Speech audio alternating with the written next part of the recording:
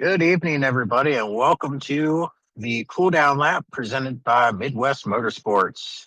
If you haven't noticed, this is a Tuesday edition coming at you. This is a special edition, kind of commemorating the road season that we've had this season, and we got a couple special guests with us. But before I get ahead of myself, I'm going to go ahead and introduce the basics here. So, Anthony Castor, host of the podcast, driver of the 8 car in the Cup Series. And I'm joined here with Justin Thaler, driver of the 2 in the Road Series and Cup Series and Trucks, along with the voice of the Midwest Motorsports, and basically everything we do with Road Series, Trucks, and Cup, James Johnson. So, welcome in, guys. How you guys doing? Doing good. How are you? Fantastic. It's a wonderful Tuesday. James, you here with us? Hey, I got you loud and clear. Thanks for having us again, man. I'm so excited about tonight's show. Um, this was just an incredible season, and I definitely want to, I think it should be made, put it out there to the world that Midwest Motorsports definitely put on a heck of a season this year in the GT4 cars. And before we get started with all the guests, I want to make sure that we give a shout out to Aaron Holroyd, who is here with us. And, he joined me for as many races as he could in the commentary between daddy duty and work duty, serving us in the armed forces and the Coast Guard. And so just appreciate Aaron calling the races with me. So I want to welcome him into the group. How you doing tonight, Aaron?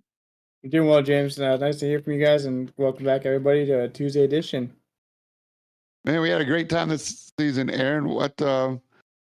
Man, it's hard to know where to begin, right? I guess the first thing we talk about is we can ask Justin how hard it was to create this season schedule and what's all is involved in things like putting the rule book together based on the previous GT4 season and the other road series. So, how much effort goes into putting the season together before we even get started? Yeah, so there's quite a bit of effort. And it's definitely not solely myself. We have a really good group of admins here. Not only on the road side but oval as well, who we're always bouncing feedback off of one another, and it's kind of been an ongoing theme that we've always kind of done mid-season polls of seasons past, and we throw some things out there that maybe the admin team discusses and we want to change, but we're not solely just going to change it without seeing what the drivers think or what their feedback is on that idea. So some of the changes go from the results of the polls, and then some we also have members that make suggestions, all season long. So there's a lot of work. Last couple seasons really have been a lot easier for us since we've kind of really found a good place with the GT4 class. We've been able to stick with it, so we're not having to change cars and do any like fuel load testing and really think about what tracks would suit these cars better than others. And I know we've thrown outliers in there before, and people have been vocal about track choices in the past, but yeah, some of that, I would say 80% or so of the schedule is pretty much voted on by the members from last season, and pretty much going into this season, it's just been kind of thinking about that schedule and how the weeks fall and what races fall where, and how we sprinkle in the endurance races. And now with the implementation of rain for the GT4 class, what we're gonna maybe have some rain. Yeah, that's great. How much time you spend on those polls is amazing. I've been through them and read them, and it was pretty amazing just the detail of the questions that you ask and the answers that we get from everybody. And it brings me to another point of somebody who's missing tonight, was invited but couldn't make it due to other commitments, was Adam Sondag. Said it best on the last podcast about he had no or the last road race. put a little tag up there while we were riding with you that Justin Thaler had no idea how much admin work was involved when he signed up for the league. I thought that was pretty funny. Adam has a great sense of humor. I don't know what he's better at, being kind of funny or working the cameras, because he really has some Both. sweet angles and stuff.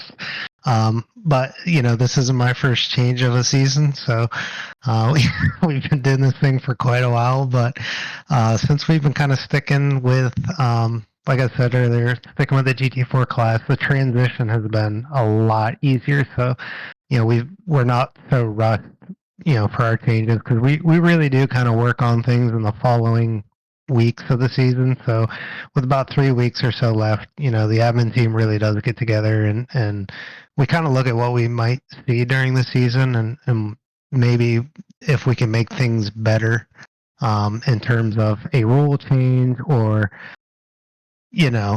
maybe this track wasn't the best or so,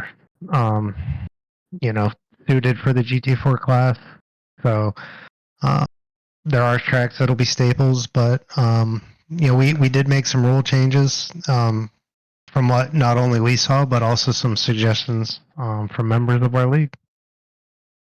Yeah, that's awesome, man. And again, thanks to everybody. I know Steve Hansel puts a lot of time in it. Justin helps with some rules and stuff, Glickner.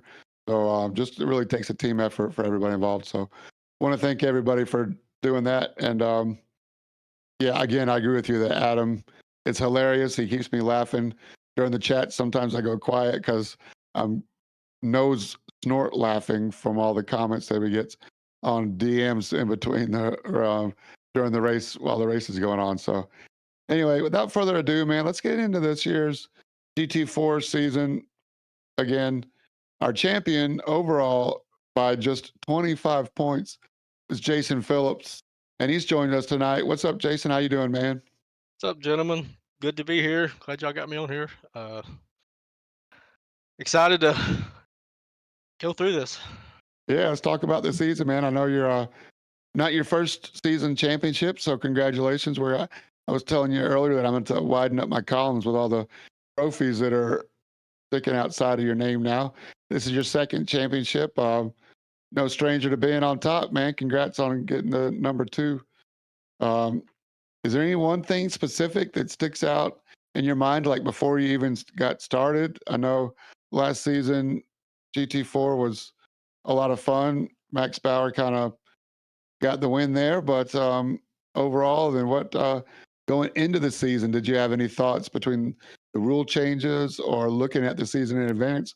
Or are you just one of those guys that just goes one race at a time and just kind of gives it all 1 week at a time?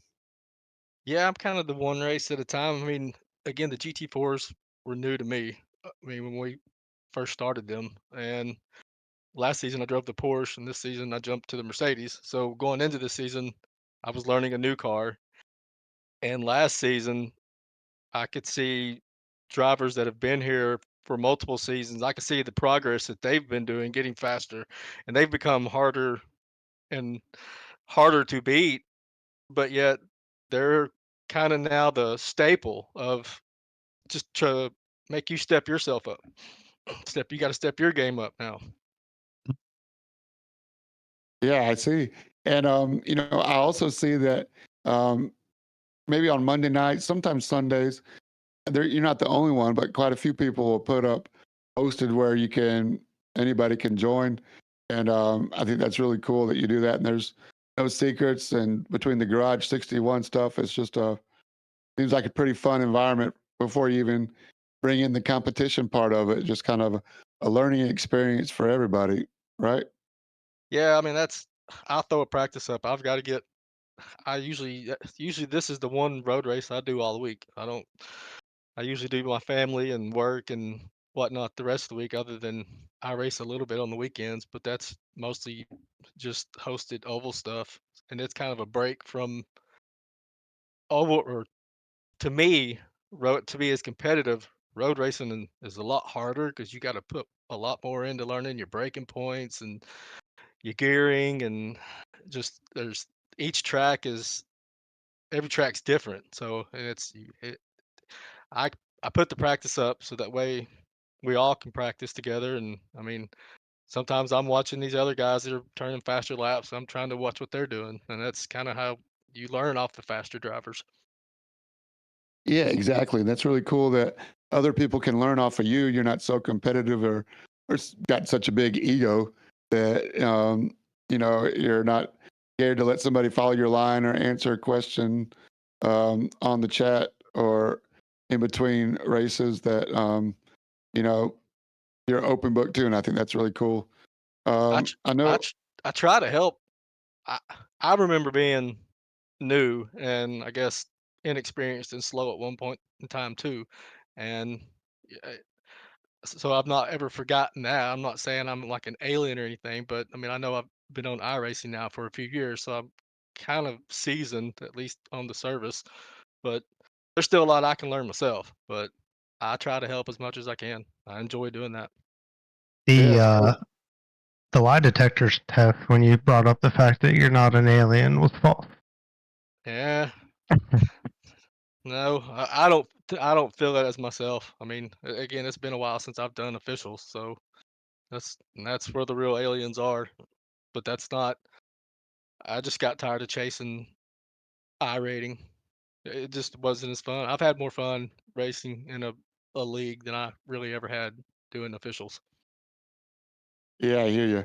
Well, I can tell you that watching your lap times consistently, lap after lap after lap, compared to your qualifying time, yeah, there's not many people that could do that, man. And it wasn't just you out there. There's a lot of aliens in our group, so I think that says a lot about the competition and how hard it is to win in the first place.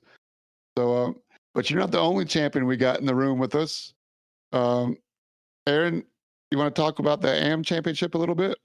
Yeah, well, we're going to talk about Ian Bacaitis coming back. I believe this was, if I'm not mistaken, this was your second GT4 series with us, and you put on a pretty good show for this. I'm looking at the stats now. You got a lot of top fives in the class itself. One outstanding one was your Road Atlantic Club with the P6 for the amateur class, but four wins to your name, a bunch of seconds, a couple of thirds and fourths. But Ian, welcome into the Champions Club, my friend. Thank you. I feel welcome. Yeah, so I mean, going back on your season and looking at some of the stats here, qualifying position wise, out of beginning of the season we had 43 cars, and for your qualifying entry to be on the first race at Silverstone, you got a P11 overall qualifying, and then I'm sorry, P11 overall finishing out of 43 cars, giving you second place in the series. I mean, that was a strong start there.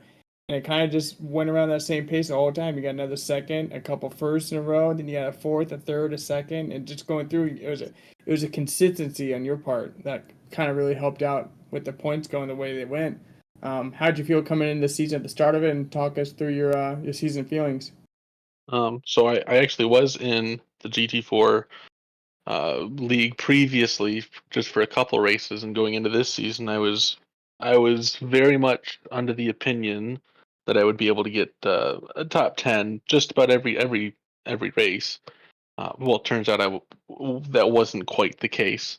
I guess it was a a check of my humility, you may call it. Um, but overall, just a bunch of really fast people that it was very challenging to keep up with. Um, but as the season went on, it seems like I was doing just a little bit better and better. Yeah, I mean, for the majority of the season, I think our lowest point we had was 23 people attending, but we consistently saw high 20s and some 30s in there. And your lowest position overall was a 19 at Road Club Atlanta, which I believe you had an incident going on there. But just like I said, a stellar performance where you kind of we're going back at it with Ty Williams for a little bit, and then Niles Kula, who um, hasn't come back from the season for a couple of races now. So Ty no show in the last two ones kind of. I'm not saying like you didn't work for it, but he kind of gifted you the last part of it because there was no fight for that. And, you got to take Monza and Chicago and just have a lot of fun with that one. Yeah. I was really nervous about Ty Williams. He was getting faster than me too. Um, but Nils Kula was definitely on my radar. I understand he was a couple hundred points behind, but he could have made that up in a race. Yeah, looking back, there's a couple finishes here where you would get like second in the standings for the amateur class, and then the closest person next to you would get sixth. So coming through that, looking at how the points went, you're 6 points behind you. So it really did help out your season, and it was a blast calling. I mean, we're seeing on the screen we got two Mercedes taking the pro and amateur series. So sounds like there might be something going on there with that the old Chrome Horn League. It's definitely possible. The Mercedes is a very fun car to drive. Yeah, you have anything you're looking forward to next season with the possibility of what's around the corner for us? Honestly, just I'm eager to race in rain with everyone, especially at Sebring. That one I'm really looking forward to. Yeah, I mean, I don't know if you've done any officials yet, but the rain definitely humbles everybody really quickly. It sure does. So, Ian, Yeah. is there any kind of like race prep that you do from week to week, or because I know that again, like Aaron mentioned, you were really consistent, but I want to know about your race prep, and then I also want to know if, I mean, you guys both already mentioned the point spread. Have you really thought out about while you were racing? I know each position makes a difference, whether it's pro or am, which was a change compared to last season. Did you kind of thought that out, and was that part of your strategy while you're in the race, or was that in the back of your mind and you're just trying to get the best out of every lap? What's going through your head as you're going through these races, especially like the endurance races, which were new for So this season? for race prep, it really kind of started on Sunday night. I'd really start getting in my head corners that I would have to worry about in the track, and with Jason Phillips, shout out to Jason Phillips. He was hosting just putting up hosted sessions for practice, and those really helped a lot. I really encourage every road racer to get into a practice session before a race. Um, but other than that, it was just trying to figure out what corners to look out for, and just going from there. In the first half of the season, was there any race that sticks out in your mind? Oh, VIR for sure. Talk us through it. What happened? Let me look at the points here. What happened at VIR? That was not an endurance race. Uh, here's No, a VIR was just one of those. It's one of my more favored tracks on the service, and I kind of came in here, or I came into that race with high expectations, and I was doing good for the first 7 or 8 laps, and then I just lost it on one of the corners, put two wheels on just a little bit too far on the outside of the turn, and I ended up spinning. Okay, so just a spin. So you finished 14th, which was overall, which was third in the class, and Ty finished 10th. It was the winner of the AM division. So he got 4 points on you, which is a 100-point swing, depending on the bonus points, which if you went off track all the way and spun, lost control, you did not get a 0x bonus. So all of those things kind of play into factor. So, I mean, especially in the AM division, if the pros are a lot closer, 1 and 2, 1 and 4, with good bonus points, that's not as big of a difference as in you still got third in class, but a 4-point position swing. So it's a lot easier to gain or lose points in the AM division. Just a different challenge a little bit on the AM side. Oh, for sure. How did Cool. either of you guys handle, I guess, the mix of traffic between, pro am and am versus pro? I mean, like, as James said, with the point spread and really every crew position on track overall meaning more, and this might, be uh, more impactful to the AM division. But I guess, how did you guys feel against, say if there was a pro driver in front of you, Ian, or maybe Jason, if there was an AM driver in front of you, like, did you feel like, you had to race them a little harder just to ensure either you retain higher points or you want to be able to score the higher points? I don't race like that. I mean, I handle the oncoming traffic as it's just traffic, Mhm. and I'm just really focusing, I guess, on my driving, and then the person I'm battling with on track myself. That's it's hard for me. I mean, I try to set up when I'm passing someone. I try to set it up, and I hate to pass somebody and put somebody in a bad spot to get around them. But you also got usually either somebody behind you, and they're going to put you in a bad spot for them to try to get around. So I mean, I don't know. I try to race respectful to get around everybody. I don't want nobody's race. I don't want to take anybody else out. I don't want to take myself out. So I try to race with respect. Oh, I don't think you need to even use the word try. Yeah. You definitely do, man. And I figured that was going to be your response. Essentially, you basically just treat every competitor, regardless of class, as if it's in a class of your own, and that's a reason that you're part of the ambassadors club, and you've been just a phenomenal guy on and off the track. But what about you, Ian? If you had a pro maybe like myself, it was a little off pace or something, did you feel like, man, if I can just jump that one spot, I'm gonna get a higher points finish? Yes, yes. Especially if I know that I'm faster through some sections of the track. I there will come a point where I'll start to get a little frustrated. I'll still be respectful about it, but that's probably when I'll really start pressing my headlight flasher button. Yeah, tell me about that. So I keep thinking you have it mapped to your gear shift button or something because I definitely, we all saw you coming down the road. We know it's Ian coming because his lights are blinking. Yeah, it's tied to his damn gas pedal is what it's tied to. No, that was actually the joke in my group of friends is that his flashers are mapped to his gas pedal. No, they are mapped. I can confirm they are mapped to a button on my steering wheel.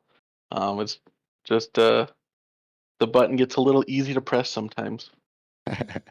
Yeah, when you're on a pace and focusing forward, sometimes it's time to go, right? Yeah. I hear you. Well, speaking of time to go, sometimes when Jason was looking in his mirrors, and sometimes when he was looking out the windshield, he had Brian Coxon and the blue McLaren out there. You guys were battling from early in the season, so I definitely want to welcome Brian Coxon into the group. And for some reason, I can't take him off of mute, but I'm trying. There he goes. Thanks, Brian. Welcome to the group, man. Sorry it took so long to get you in here, man, but yeah, I want to hear from you. I mean, you were leading. You and Jason were going back and forth throughout definitely the first part of the season, but even the back half of the season, it was never more than 50, 75, 100 points apart from each other. What was it like for you during the race prep, race to race? And were you as excited when Tuesday comes around as everybody else in the league?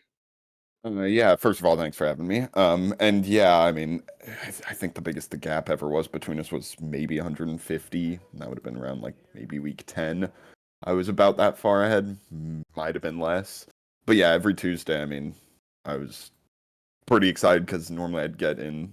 Most of the time, I tried to get into one of the Monday sessions that Jason or CJ put up, and almost every time I'd see I was generally within about half a second of Jason, and then often Josh or Max if they were making it that week and knew it was going to be a relatively close race every week, which is always exciting and fun to see. And then see how it goes on Tuesday, kind of. Well, one thing that I've noticed from the outside looking in about you, Brian, is that you seem to put a huge emphasis on qualifying, first or second for the first 10 races, with the exception of Imola, which was a outlier at qualifying eighth. Was there something about Imola that you didn't like or couldn't get it together, or and then like let's say did you just not have time to practice that week or for whatever reason? But Josh Bloom ended up winning the race. but you qualified 8th, and so you had definitely had some work to do throughout the. It was just a 1 hour race, standard race.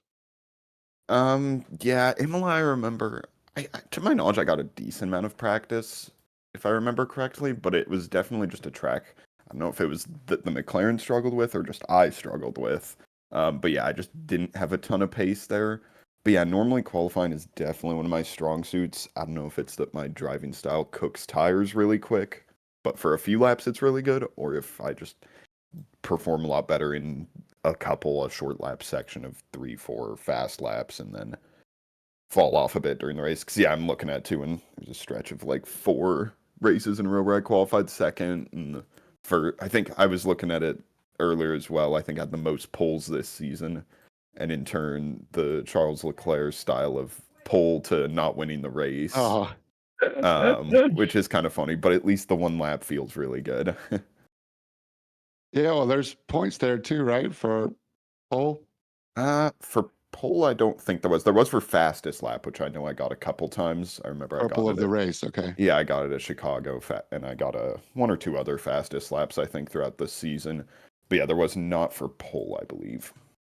Right. Yeah, we're going to talk about Chicago as time goes on. I know that's a sensitive subject, but that was the season finale where it all came down. So we're definitely, not going to forget to talk about Chicago. But for you, do you remember any specific battles, Brian, with Jason or with Josh or with any of the pro drivers? Anything that really sticks out in either half, the first or the second half of the race? I know there was definitely a few. I'm looking at the schedule right now. I know I definitely had a fair few with Jason. Just probably 60% of the races we were pretty close on pace. I'm looking back at now and I can think of quite a few of them that we were close together on. Spa wrote the first, both wrote Atlanta's actually. VIR, I was catching him at one point, I remember. Bathurst, Sebring, Chicago. The majority of them we were close together. I remember having a really good battle with Travis Rowe at Long Beach as well near the end of the race that lasted for, had to be 10, 15 minutes. There has to be some others I'm forgetting, but there's definitely been good ones almost every race. For sure, there were a lot of fast guys in the in the league, and I can't imagine how difficult it was to do the pro am split, but I think they got it pretty much right. But Travis Rowe was definitely one of those guys. He won overall at Laguna Seca, Mhm.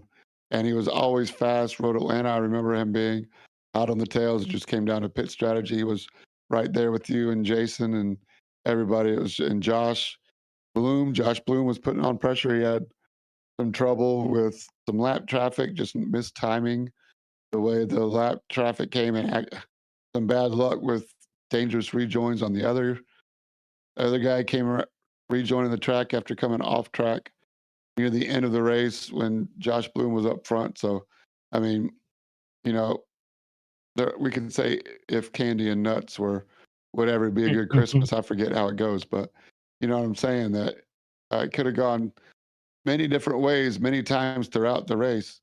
Mhm. So, Ant Caster's here with us still. I don't want to forget about him.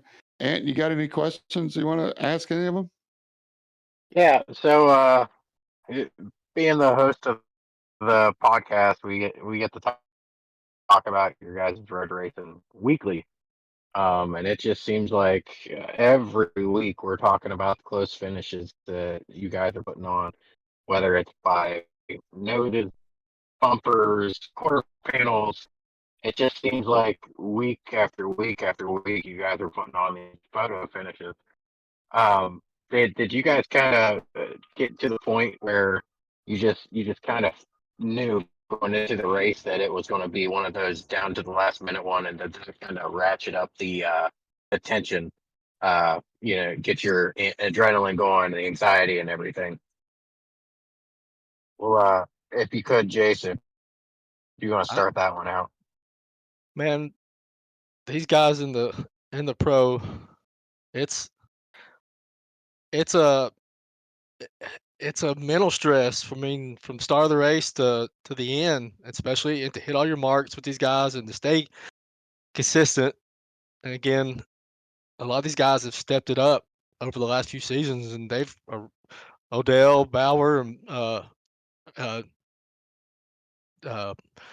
Brian, and Bloom are three that come to mind because I know they've been with us multiple seasons. Those three guys have definitely, and they're each week bring it. I mean, this season, I personally think Brian was the better driver. He has the more experience in the car that he has been driving. He's 2 seasons into it, which I think that helps, and that's definitely going to give him an advantage going into next season. But I this couple of the finishes, I know, like we had at was it Monza when we finished 1, 2, 3, literally bumper to bumper to bumper. That was and for us to be able to hang with Bauer, because Bauer's usually sometimes can get to be a league on his own at times, and the fact that we were able to keep him dialed in, and that was just that was a super fun race between us three. And I have to include Bloom there too, because Bloom had a hell of a fast car at the beginning of that race and was catching us at the end. Yeah, just I agree with you on that one. That, Ant, you were right that looking back at some of the little slides that Dustin puts together for the Cool Down Lap podcast to display, and so many times there was more than one car in the picture. Um, and Monza was definitely one of those that you could throw a blanket on. Bauer got it by just the bumper, and those amazing races. What about you, Brian? Similar thing. Yeah, I would definitely include Josh in there too. He had some races where he just pulled away from all of us, I think. Trying to remember some now, but I'm forgetting them. But he has a lot of pace. Same with Bauer at times. They are super fast when they're on. Obviously Monza's one I remember. That was a fun race trying to in the first What half about of the race. Sebring, Brian? That was a close one. I was gonna mention that too. The two where Michael Odell won, Bathurst and Sebring. We had really good fights, and then Sebring, yeah, he got me by half a car length, maybe. I believe I'm visible on the race winning thing for him. Um, I think if I remember right, I got him on that back stretch. But had to go around the outside because the McLaren specifically hates the bumps on turn 17 at Sebring. And if you go inside, you just can't get the power down on exit because the track is just so bumpy there. And going around the outside, I had to try and do a switchback and got back to his, I don't know, his door roughly. But if the start finish line was maybe another 800 feet down right before turn one, maybe I would have gotten him. Yeah, looking back at this, I was going through while you guys were all talking, checking out some things. You guys talk about Josh Bloom. There's an instance there from round 9 through 12. He had gotten caught up, I believe, with some lap traffic or something because he was finishing near the bottom of the pack. But going back 1 through 8, and then the last 3 races of the season, dude's up there. He's constant top 4 for most of the races. The ones that he's not winning, he's inside the top 5. So definitely seeing that's nice seeing the pace of people growing in this season. It's not like we had a couple of seasons where it was like a one horse guy, maybe 2 people. When we had Johannian and Bauer who were kind of just running away with things, but now we've got a group of people and everybody's kind of gotten comfortable with these cars, and you guys are all bringing your A game. There's not a whole lot of instances, especially with the guys that stick around and last throughout the season. That's what this whole this is what Justin and Eric, I imagine, it inspired it to be, is you find the people that stick with the core group and know that Tuesday they're going to have a fun time racing. And James and I'll try to be here most of it, but James will be here for the majority of them and get to call these guys and see you guys with all these close finishes week in and week out. And I don't think there's ever been a finish that was, to my mind, longer than 3 seconds when you guys are racing for an hour or more, and it still comes down to, like every endurance race you watch, a 24 hours or 12-hour race, they still, the prototypes come down to half a second. You guys keep pouring it on, and it's nice to watch. It's gonna be fun to watch you guys slipping sun out there. I will not be jealous of you guys racing out there. I'll be more happy calling that race. I'm sure James is going to be right there with me just to watch the excitement. Like, okay, who's going to lock the brakes up into turn one? I mean, over and over, you guys got us up on the edge of our seat. I'm sure you can hear. I mean, a lot of times I'm monotone, calling the races, giving status updates, and this and that, and then, but there were so many passing opportunities and um, hard moves, racing moves, and then the pit strategy and coming out together 5 laps apart, and then pitting 5 laps apart, and then coming out right together just as you came in. I mean, it was an exciting season, and definitely looking forward to some more of that. I'm excited. I'm excited to learn something new with the rain next season. And again, I'm pretty sure I'm going to a different car, so it's gonna be something new for me to learn. Uh-oh. All right. Jason's not going to tell us tonight, but it's not going to be a Mercedes. Real quickly, Jason, before we keep going on, but I do want to recognize you for throwing up a couple different paints out there. I know at VIR, you had there was a corner, turn 4, I think it was called NASCAR, where a couple of the NASCAR, Richard Petty and some other guys, piled it up when they came to VIR. That's why they call it NASCAR corner. But you threw a Richard Petty paint on there, and then there was another race where you had uh, Midwest Motorsports police car. I think that was Nürburgring was the first time we saw it. You brought it out again, so I just want to give you a shout out for that. Thinking that for me, I like a little bit of consistency, so I know who I'm calling and not trying to get confused. But between the big ass fans and those other ones, it was pretty cool to see you throw the Midwest Motorsport police car out there. I don't even know where that came up as an idea. Again, I'm not that great at making. I mean, my paints are really kind of basic compared to some of the other guys, what they can do. But I don't even know where I got the idea, but I did, and then I just started putting it together, and I ended up liking it before I even brought it, and I thought it would be something kind of cool, and I mean, everybody did like it. Yeah, it was fun. And the Um, STPs for me, that was my mom was a big Richard Petty fan as I was growing up, so that's kind of I guess like a throwback for me, like homage to my mom. that's Nice. awesome. Well, I guess we can go on to Chicago now. So Ian had only a 50-point lead over Ty Williams, and then Ty Williams ended up not attending. So, Ian, was that a relief for you, or were you ready for the fight? It was. I was ready to fight that one out, but it was a good relief looking at qualifying results and not seeing his name. I'll be honest. I was slightly confused at first, but then relieved. So, kind of like a victory lap. Yeah, kind of. Yeah, cool. Um, and then, yeah, Jason and Brian were 50 points apart coming into the race. Um, Jason, what was it like coming into that last race? You were down 50 points. So what was your mindset coming into a street course at Chicago? We just finished Monza. The very next week, we go to the finale at Chicago street circuit. You ended up qualifying 5th. What was your thought process going into that? Man, I felt good. I guess with my Monday practice in the Mercedes, because I've only done that track one other time in the Porsche, and the Porsche was a lot better around that track. Uh, I felt good on Monday, and then come Tuesday, when it come the lobby open, the track temperature was completely different than anything I had practiced at. And during qualifying, I wrecked it twice on my own, and that's something I hadn't really ever done. I don't think at all this season.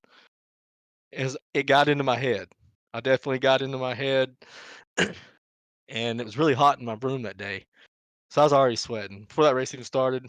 I was I was about to take my shirt off just to race because I was just really already pouring sweat. And I wish I had midway through the race. I wish I had taken it off, but I made it. But I really thought Brian. with the lead. And again, when he talked going back to like around the 10th race where he had the 150-point lead, I really didn't think that I'd be able to make that points lead back, even close to it. Not with how consistent and good he has been driving. I mean, he definitely earned that trophy too. I mean, the season he had. I mean, again, he's been a staple for me to step my game up. I mean, it's fun learning off these other guys. I mean, and how good they are, and again, how much they've improved, and now they're at the top of their game in this class series. Yeah, I'm glad we're sticking with GT4s next season. So, Brian, before we talk about your attitude coming into Chicago, I do want to mention that you stepped your game up a little bit, your sim racing game up, and put the laptop, decided to close the screen on the laptop, push it over to the side of the table, and use two hands to carry this big old computer up the stairs or wherever it is in your apartment, condo, penthouse, and got a More of an desktop all of a apartment. sudden. So that was a little bit of an upgrade. Talk about that, how that owl worked out. Yeah. So I think it was week 7 Spa. I'm looking at the schedule right now. I think a while back, David Warman posted in just the league marketplace his old PC that he was selling. I'd been thinking about building one for a while, but it was a relatively pretty good deal for about the type of PC I was looking for at a price that would have been, if anything, cheaper than how much building my own would have been. And so I was like, why not? I have the money for it right now, and I'm planning on getting one anyways. Got that, which, to say the least, racing on up to triple digit frames from what was previously sometimes as low as 30, 40 is a big difference. And I did get that win at the first league race with it, which was pretty funny at Spa. Definitely blamed that on the PC. But yeah, it's definitely helped and made things a lot more enjoyable, I will say. Yeah, that's cool. And yeah, so coming into Chicago, you didn't have a bad qualifying. Qualified third. Chase Fincher put it on the pole. Josh Bloom second. Brian third. Travis Rowe fourth. Jason qualified fifth, and our very own Justin Thaler qualified sixth. Let's not forget about you, JT. So, Brian, qualifying third, not too bad. You happy with that? Yeah, I was relatively happy with the qualifying. It's a tough track to qualify on because it's so easy to just drift into a wall, get that 0x wall contact, and then that invalidates the lap. Yeah, so yeah, we won't talk about sliding in the wall just yet because you got the points lead. You're in front of your competitor, Jason Phillips, who is got Travis Rowe between you. So you got a full car in between.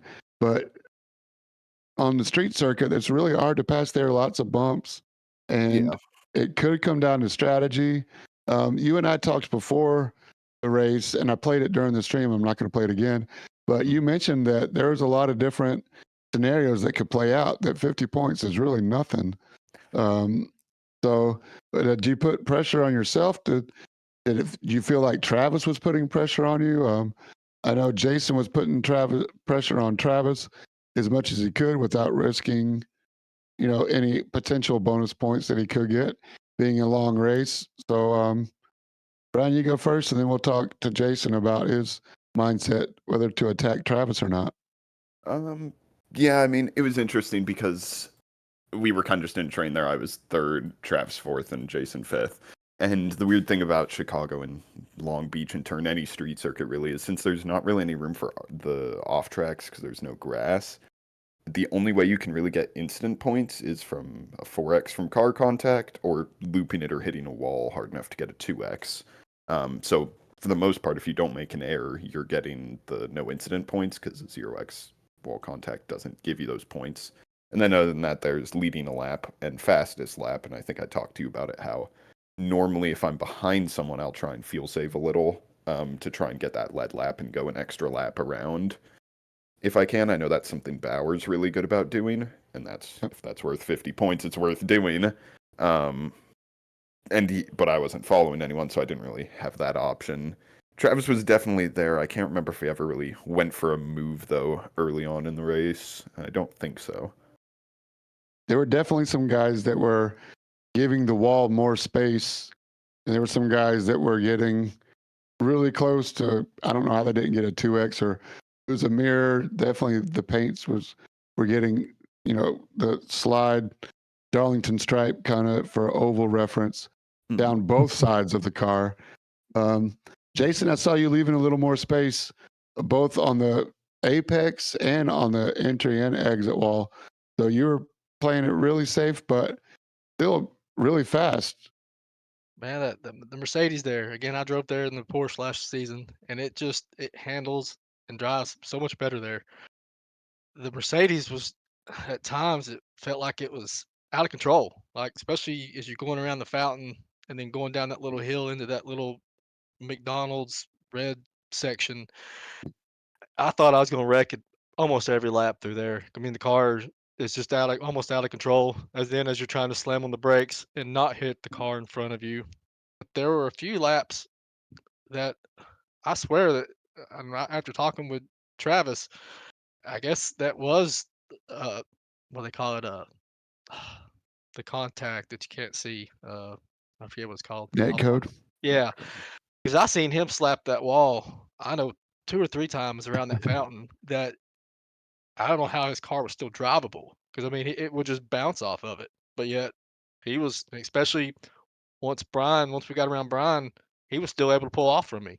So I mean, I guess it was net code when it comes down to it.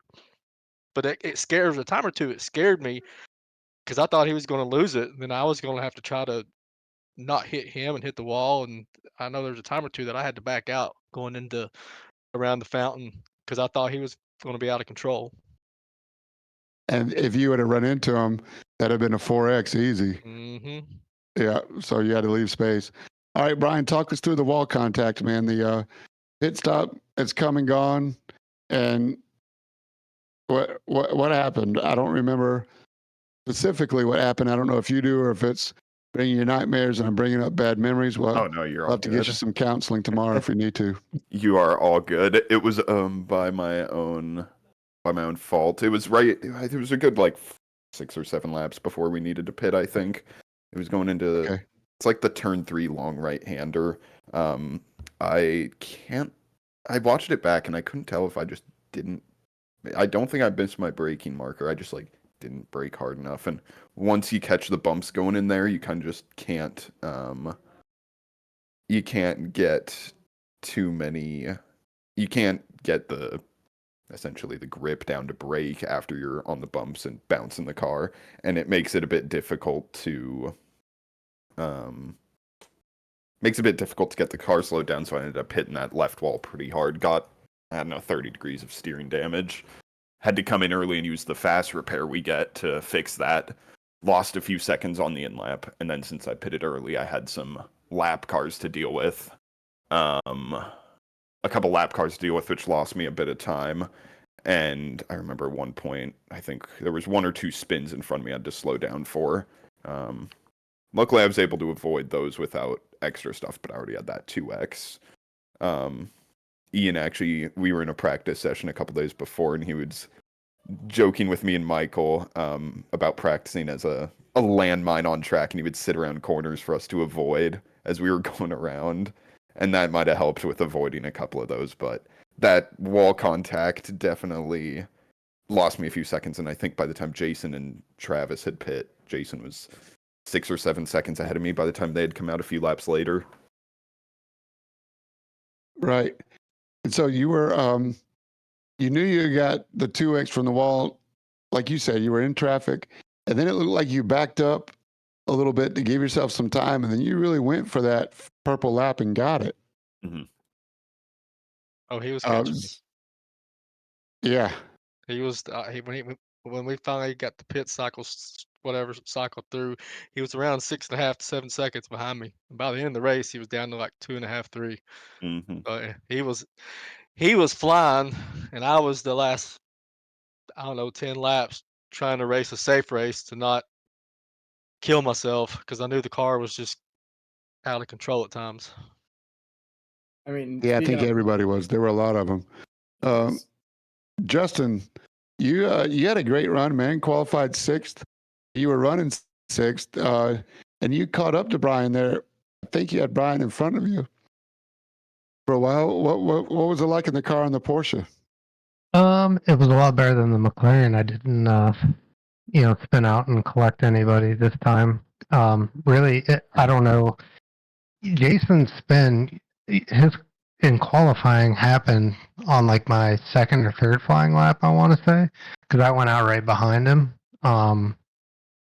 So I was real nervous there. And so I don't know, Jason, I don't know if you clipped the wall on entry into the fountain section or just completely got your car unsettled. But that's, last year in the McLaren, I clipped that wall on entry. I made it around that right corner wall, and then I clipped the wall on the left by the fountain, and it sent me back over across the track. And I hadn't done that at all in any of my practices, so that got in my head. So when I saw that, I was like, "Oh, that could be interesting." I don't know if that's going to hurt him too well. While I was running quali. But for the race, so I guess I have a couple of observations. I started sixth, and I had, I think, Jason right in front of me, and Brian one car ahead of him or two cars ahead of him. But I'm not claiming that I was going to hang with you guys for the entire race by any means. But knowing how close that points battle was in the back of my head, for the first 5-6 laps, because I'm like, it can't be me that interferes with anything. Not that I'm saying, I wouldn't have went for a move if I knew I could have made a move, but it was a little nerve-wracking for me because I just did not want to get involved in that. But I also noticed, I think, Brian, you pit extremely early. I think you were the first in the pits, were you not? That was because of the wall hit. I had to use the fast repair because I had a bit of steering damage. It was 8 laps early. It was right at the start of the pit window. I didn't have to pit window I open. didn't have to like fuel save anymore, but it was basically as soon as you could pit while still being able to one stop it with like 35 minutes left or so.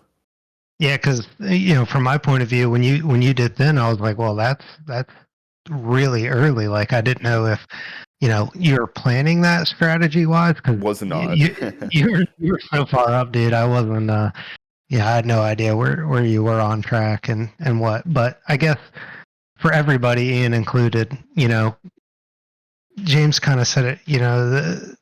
A course like Chicago, is really all about your track position. So, did any of you change any of your normal, I guess, qualifying strategy on when you either go on the track, or like try and build a gap, knowing that you definitely needed to get the most as a first opportunity out of your qualifying versus during the race?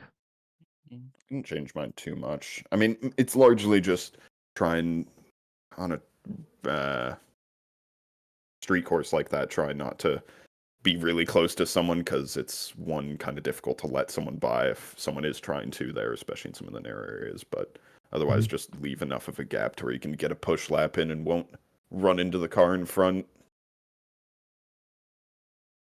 Yeah, I mean, with it's every track, I just try to get out there as fast as possible. Try to be as close to the first person. That way I can get an open track.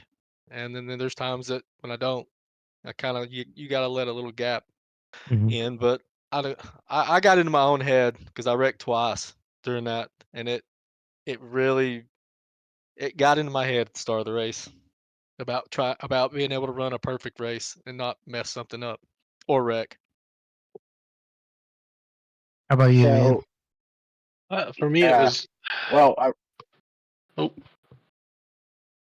no, I just have a quick question that was actually going to Ian. So, Ian, these guys are talking about all the anxiety and stuff coming into the race with the points, knowing it's so close. Justin even mentioned it, going into the race, he didn't want to get in the middle of these two. I know you said that your race was a little more relaxed since Ty didn't show up and you didn't have to worry about that points gap. Was it in the back of your mind, the points difference between Brian and Jason, and whenever they were on the track, if they got close to you or you seen them on the relative, did that pop into the back of your head like, I probably should try and move away from this a little bit, or was it just not even a thought? It was there. Fortunately, I didn't have to worry about it too much. I knew that they were ahead of me enough that I wouldn't be able to really interfere with them, but they weren't ahead of me so much that they were coming up to lap me. Um, but even then, it was still, I'd get a glimpse of them on my relative, and I'd go, oh, I could mess up the race for one of them, or I'll just see what happens. But no, it was definitely there. JT, you had a question for him? Yeah, that's pretty much kind of all I was really getting to was, did at least your qualifying strategy change or not? But he was able to maybe breathe a little easier, and just knowing that most importantly for at least that race, he just really needed to finish. Yeah, Yeah, it all finishing was came everything. down to qualifying.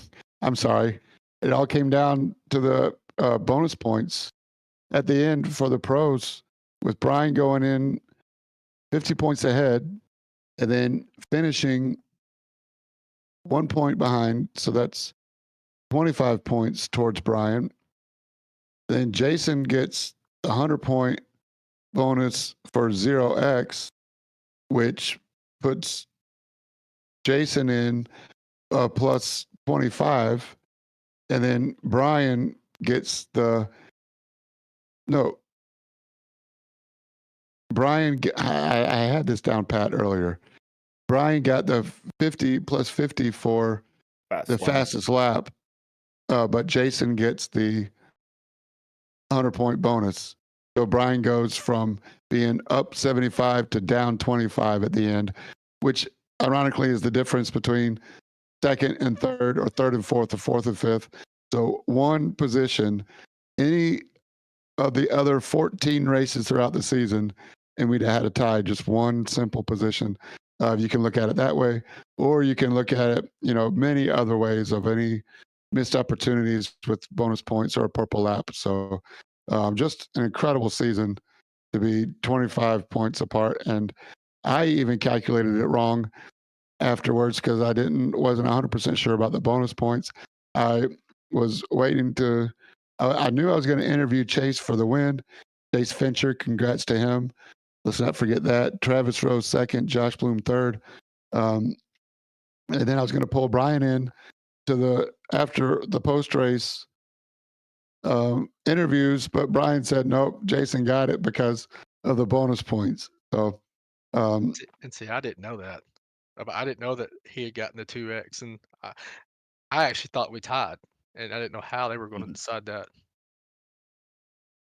That would But have I been didn't. interesting if we had. But I didn't know about. I also didn't know he had the fastest lap. I hadn't been paying attention to. I was literally just running my own race, trying to get to the end, and I knew he was catching me.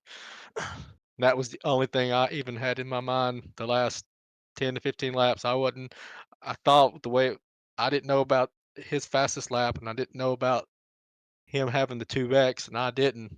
And I thought we came down, we had tied. When I went across the line, I thought we were tied. Mm-hmm. Yeah, it was crazy. It was awesome, man. I'm really looking forward to seeing what happens next season. So, speaking of next season, I think Josh is going to flip the slide over to next season's schedule. I think everybody also has it in front of them. But Justin and the crew have worked really hard on putting together a season for next schedule. So, Justin, you want to lead us into talking about the schedule for next season? Yeah, so a lot of these were tracks that were voted on by the league. So, we do always try and change up every season, and there's always going to be a handful that carry over, and they've kind of made themselves staples, I think, in the league as well as solely in the road series. But a lot of these were kind of filled in based upon the results of the polls. And then it was, let's sprinkle in maybe some new ones or ones we haven't raced, at least in a season or maybe more. So with that being said, we got some good endurance races, so it'll be interesting to do one at Barcelona, and then we have one at Long Beach, which I think is going to be awesome. That was actually one that was voted on by the members. It's probably one of my favorite tracks, especially in a GT car. I do enjoy Long Beach. I don't always have the best races there, which is frustrating because it is one of my favorite tracks. But that'll be interesting. So it's late afternoon. It may or may not go into the night. So it's not on that list of the guaranteed races to go tonight, but there's a possibility that the headlights might come on at Long Beach on the streets, and then I think a fan favorite is Sebring for a endurance race. And then it was, kind of let's do some ones we haven't done in a while. So, we threw Indianapolis Motor Speedway on the polls for the league to vote on, and a couple new circuits we've never raced at, like we have Canada, Montreal on there. We have what was the other one I was really looking at? Navarro. Yep, Navarro and Mathano are on there. And then, another classic fan favorite is Watkins Glen. So I know we did a preseason race there, and we've done a handful of fun runs there as well. But Watkins will be a fun one too. It's a really good track. So went from there, and then we went. What races do we want to ensure rain is going to happen? Coincidentally, we kind of went with the ones that usually, it's going to show a chance of rains. And so we went with Montreal, we went with Sebring, and we went with Spa as well. So we got a couple races on the schedule that it will, in fact, rain. How much? How little? Nobody quite knows yet. But we are sticking with the realistic weather. So there is a possibility that, we'll have more than just those three. 3 weeks worth of rain. I'm looking forward to that part. It's something new to me. It's the equalizer, that's for sure.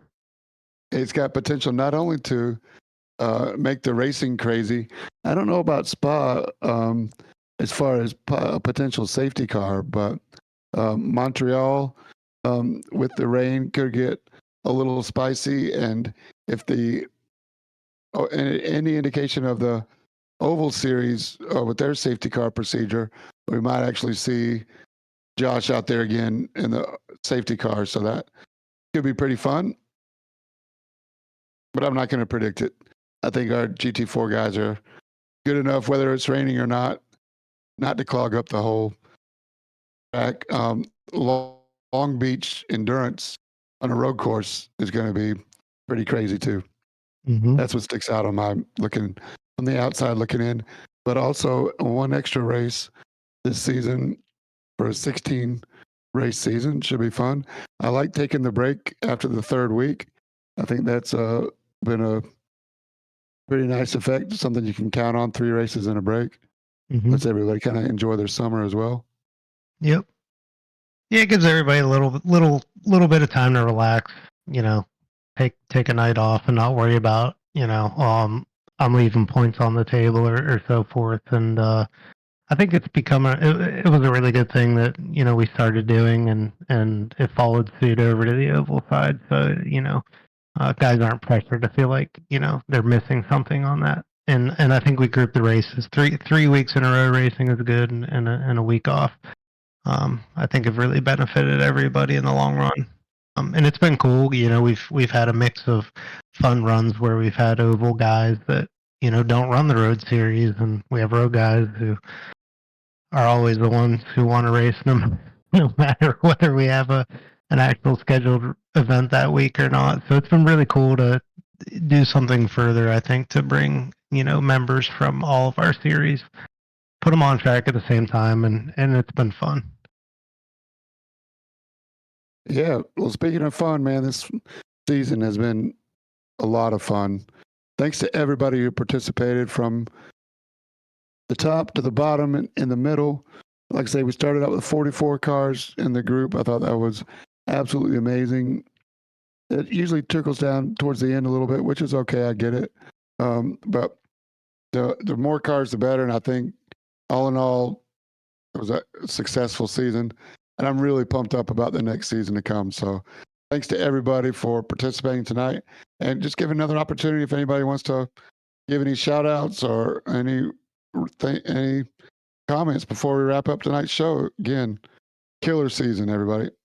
I'll give a shout out first and foremost to Eric and JT for creating this environment and community that we have. It's been fun to be a part of, help build. Again, I'm not part of the admin. I'm just one of the drivers, and it's a good environment, a good community. A shout out to all the admin. A shout out to all the people working the streams in the booth, and a big shout out to all the drivers, everybody, including the Oval guys that come race with us on fun runs or whenever. And thank you for giving us this community. I couldn't agree more. What's up, Brian? Did I say something on accident? No, it's all good. No, just thanks for a great season, man. We appreciate you. Ian's still you on guys mute. as well. There he is. What's up, Ian? Well, not a whole lot. I'm just ready for next season. Yeah, I think a lot of us are. We do have some rule changes. Yeah, I posted in the Discord regarding next season, but a lot of it's pretty much just some small tweaks. One of the things is, we had the lap one incident, which I think is, since we introduced it a couple seasons ago, has really let the races develop and allow everybody to make sure they're not going to put in any practice and potentially get caught up in something in the first 5 minutes of the race. But one of the tweaks we did make, in the past rulebook, the verbiage pretty much read basically like, a 4X that resulted in a car or multiple losing positions. So one of the changes we did, and we feel like it is for the better, was basically any 4X regardless. So there were, I think, a couple races where maybe somebody got a 4X, they got rear-ended, but their car, they didn't lose a position or cause any further incidents. But, we kind of looked at those and, we kind of take the responsibility, but we didn't think at the time that, well, if a 4X happens, there is the possibility that somebody might have damage from that, which, causes them to either lose positions further down the field that maybe they weren't responsible for the contact. So we're putting a little more emphasis on the reasoning behind that rule. So we are changing it a little bit just to where any 4X incident is going to definitely be looked at, regardless of if a position was lost or further cars were caught up in an incident. Then we made some changes just kind of over the qualifying conduct.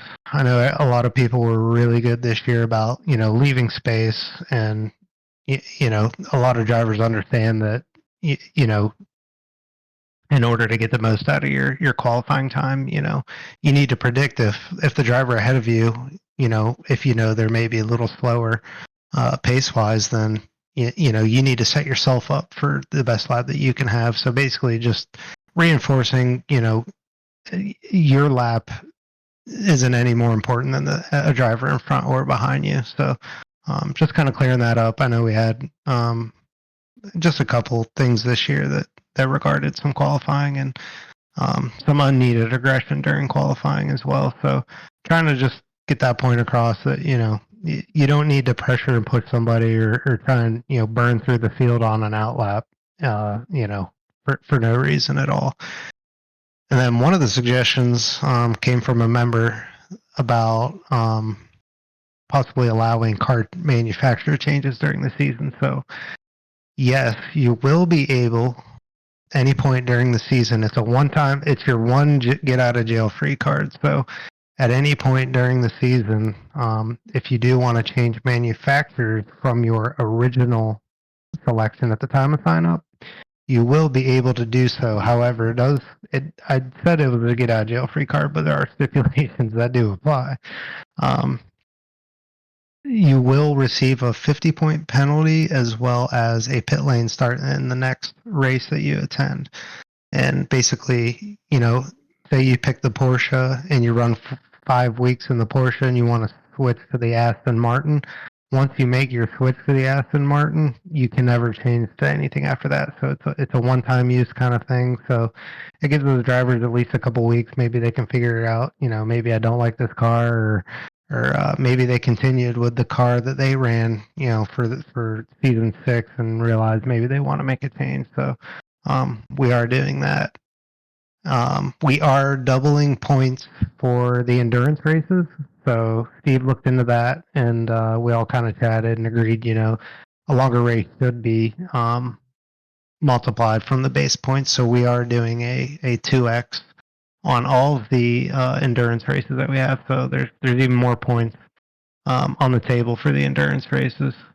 And then we did kind of drop the no incidents from 100 down to 50. So that was kind of a small change with the bonus points. And the biggest thing I think that might come is we are not going to promote anybody from the AM class up to the pro. So we did kind of look at the numbers and the splits through the seasons, and there's multiple reasons why we decided for next season not to promote anybody.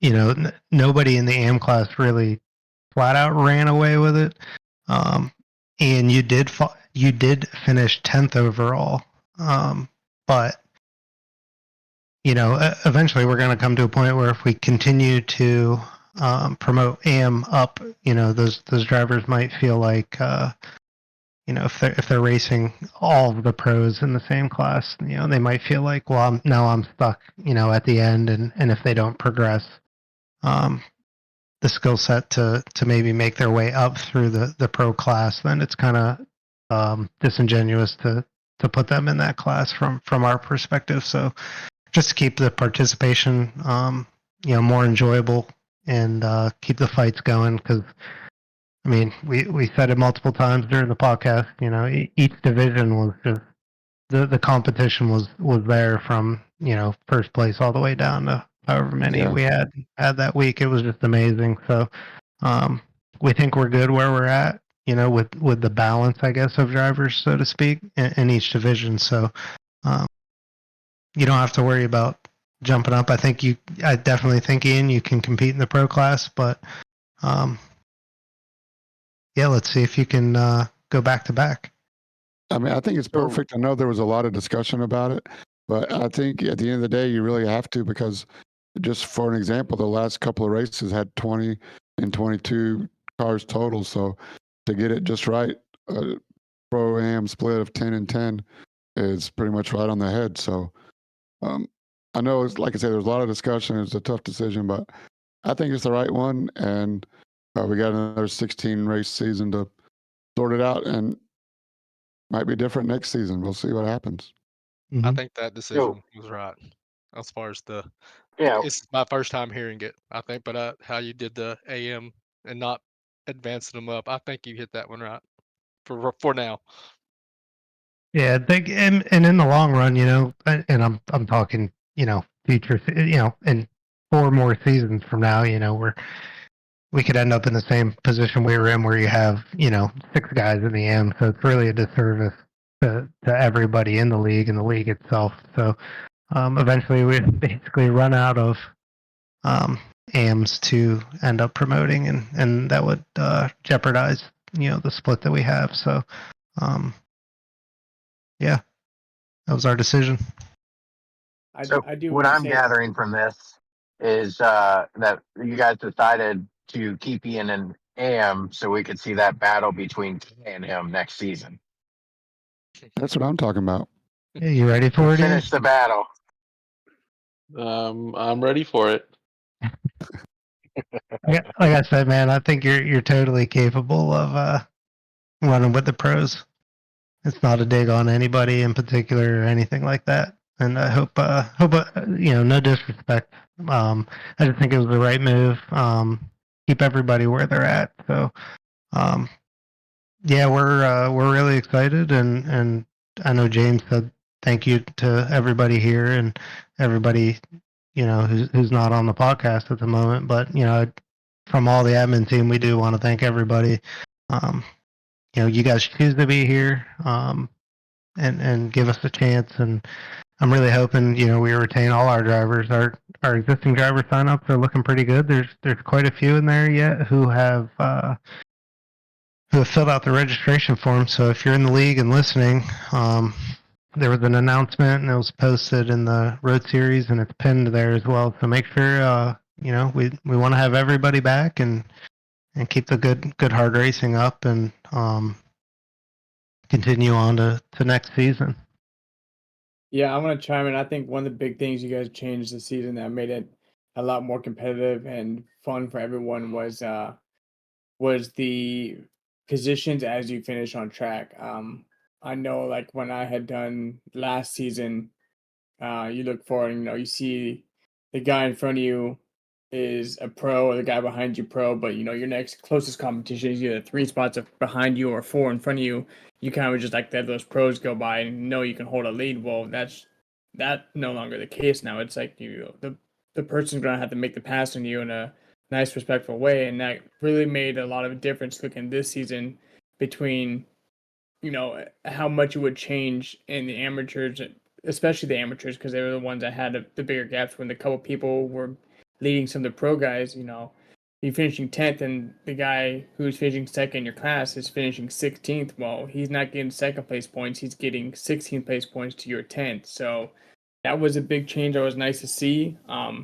It stepped up the competition more, and I saw a lot more respect for racing and just overall racing in general. I know there's times that James and I would look on the tree, and you would see a gaggle of yellows lit up, which means you'd have 3 or 4 cars all within under a second of each other, and you guys would be split up into groups, and then you'd see the group in the third group of cars catching the second group of cars because they're racing in line, and the second group of cars in front of them were kind of battling out, so you'd see those gaps close up, and then it turned into an 8-car race where the guy sitting in the back could just sit there and watch everybody in front of him make the decisions and watch the bombs happen, the dive bombs happen, and then it kind of would just turn things around in a big way. So I want to commend the admins for that decision to make the points as they are on track, and whether it's different points in general, but it's still points on track how you finish in the race and not how you finish in your class, and that was a big thing that I like seeing, and I definitely think it was for the better. And some people may agree, some people may not agree. I know some AMs like, oh, it's not nice, but at the end of the day, it's racing to racing. You want to be here to race, and you don't come in here Tuesdays to lump around and have a boring time sometimes. And there's other days you just want to get in. I know looking forward to Sundays now. It's like, oh, Sunday's my race day. I got nothing going on. Everybody's going to bed early. They're getting out of my hair. I'm racing. Whether I'm going to suck at Sonoma or I'm going to do decent at Michigan, it's my day to race, and I want to be there to do it and do it in a respectful and fun way. So much more fun for everybody that way. And again, I think everybody comes away a winner. I hate that cliche sometimes, but really just a killer show, man. Thanks to everybody for tuning in tonight, man. I know we went a little bit long, but there's so much to talk about and just a killer season. I can't say thanks enough to all the racers that participated, all the admins that made it happen. And I think we're going to wrap up this cool down lap episode. Ant, you got anything else for us? No, sir. I'd like to thank our guests that joined us here tonight. James, thank you for coming up with the idea to put this thing together. Aaron, thanks for joining us. Justin, as always. Best of luck to you guys heading into the next season. I know it's a little bit antsy getting into it, but it's going to pay off once you guys start, and I hope that you guys can continue where you left off with these close finishes. James, go ahead and take it away, man. Sure. Well, just don't forget to tell your friends we'll have some recruitment races coming up, and hopefully we can get some more 40 car count signups for next season. And the off season, off weeks are going to be a lot of fun. Keep your eyes open for that. Don't let the dust collect on your sim rig. You guys are sharp. Stay in practice and keep your sim rig up to date with the iRacing updates. Look at the tracks. No surprises next season. And don't forget to have fun. Thanks for a killer season. I hope we get to do it again next season. For Justin Thaler of the Cool Down Lap, Ant Caster, the host of the Cool Down Lap, I'm James J, reminding you to stay in your lane. Oh, don't forget Josh Watt running the stream. Thanks, Josh, for making the stream happen every week. Definitely couldn't do it without Josh. Adam running the cameras, Aaron, my co-host, on Tuesday nights, and everybody for listening in on Twitch and worldwide. I'm James J, reminding you to stay in your lane. Choo choo.